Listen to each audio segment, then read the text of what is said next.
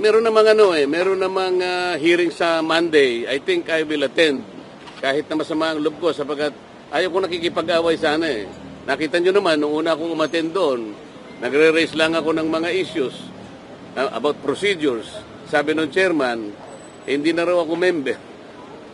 As member, hindi na raw ako pwedeng mag-raise ng procedural issues. Saan ka naman nakakitang ganon? I am still, and the last time I checked, I am still an elected member of the House of Representatives. At dahil nga, member ako ng House of Representatives, kahit anong komite yun, kaya sabihin nilang hindi ako member, pwede ako magsalita at mag-participate. Kung pipigilan nila ako, di pa ba nyo naiintindihan kung anong klaseng procedure, kung anong klaseng tuntunin na ang meron kami?